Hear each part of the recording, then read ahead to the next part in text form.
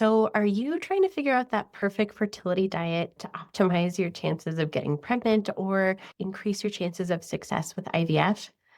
Here's the truth. There is no magic superfood or trendy plan that can guarantee success. But there is one consistent theme in all the research, and it starts with how you're fueling your body. Let's really take some time to demystify and bring a lot of clarity here. I am Jessica Boone. I'm an infertility PA and IVF strategist, and I help people prepare for IVF with clarity and intention.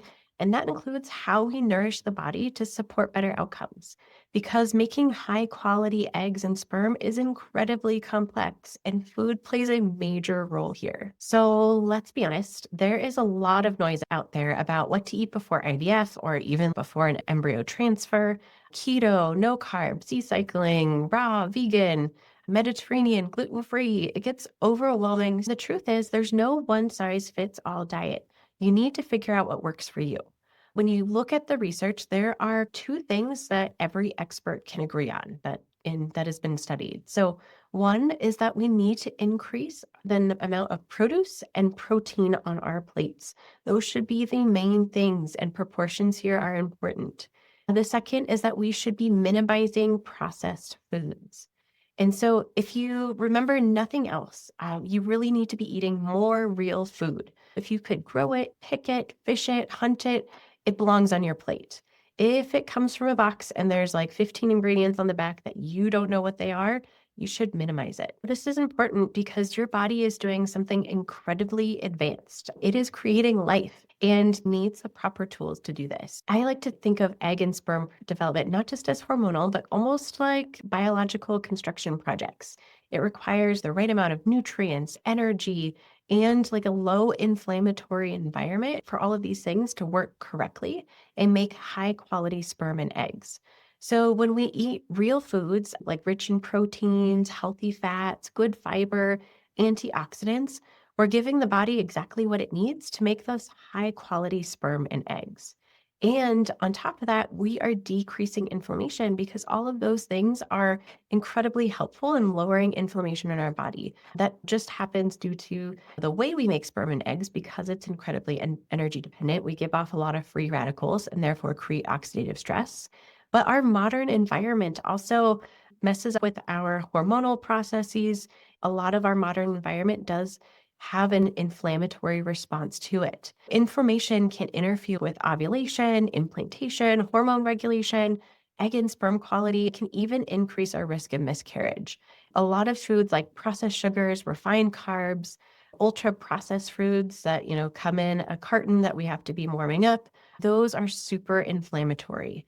But real foods like proteins, healthy fats, those things work in the opposite direction. They actually can decrease inflammation in the system. There is truth behind food is medicine. It's the real nutrients that we need to support our body on a cellular level. And here's the thing, this isn't about restriction. It's about making intentional choices that build your body up instead of burning it out.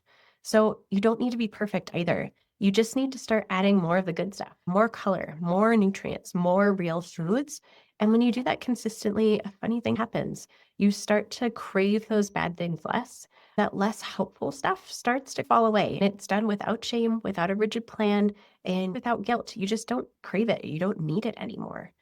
We also need to remember that how we eat our food matters just as much as what we are eating. So much of our modern lifestyle is about a hustle, and we forget that digestion starts in the mouth. We need to be slowing down, enjoy our food, actually chew it. We also need to be eating our fiber first. We have seen many studies where someone can eat the same meal every day, but if they eat their fiber, like their vegetables first before having their pasta, their blood sugar is way more controlled rather than if they were to eat their pasta first and then their veggies. Same meal, same number of calories, but the effects and the way your body is able to use those nutrients are incredibly different. We also need to stay hydrated. Your cells need water to function, and you need to eat consistently. in order to avoid cortisol spikes and energy crashes. We can't be skipping breakfast, having a snack for lunch, and having a heavy dinner. That's just not going to work to support fertility. If our body feels that we don't have the nutrients to support a potential pregnancy, the first thing affected is our reproduction. Creating sperm and eggs is not a necessity. Keeping our heart and lungs functioning is. And so we start to see changes if our body goes into a calorie deficit or a constant state of stress. So all of this to say, these are not just diet tips. These are way that you can signal to your body, like saying, hey, you're safe. I'm going to take care of you. You're going to be well nourished and well supported, and that it is safe to allow for a pregnancy to happen here. It's safe to allow for healthy sperm and eggs to be created. I've got you. So one of my favorite stories is I worked with a client who'd been through 2 failed IVF cycles. Unfortunately, they didn't have any embryos at the end make it to the point where they could transfer. And she was devastated. She was exercising constantly to focus on weight loss and manage stress. She was taking about 15 supplements and following a very restrictive diet.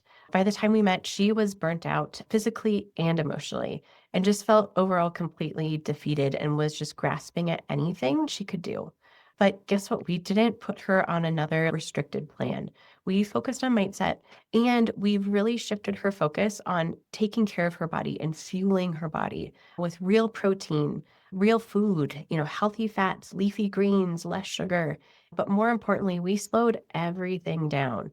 We focused on our mindset. We focused on actually chewing and enjoying our food.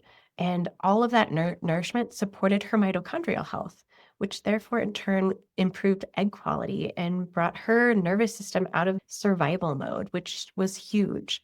But what was also really beautiful and kind of a side effect of what she was doing was that because she was taking care of herself and making most of the meals, her husband started to catch on and he had this benefit. Before the IVF cycle, they did a semen analysis and saw his semen parameters actually improved. During their next IVF cycle, they actually had better fertilization rates and ended up with 3 high quality embryos that they could use for a future embryo transfer, which was huge. The biggest things that they did were focus on mindset and nutrition, which are not another giant treatment or expense. In my opinion, they're simple, but they're not always easy to work on. I hope this was valuable in bringing some clarity. There's no magic diet, but the reasoning behind what we recommend and the science, I think, brings a lot of clarity into why it's important to make these intentional changes. And if you want to take the guesswork out of how to improve your chances of getting pregnant, you need to take that fertility clarity quiz. You can find that link below. It's free and it helps you figure out what labs, support, or strategies you might actually need to make that bigger difference in your IVF cycle or fertility journey.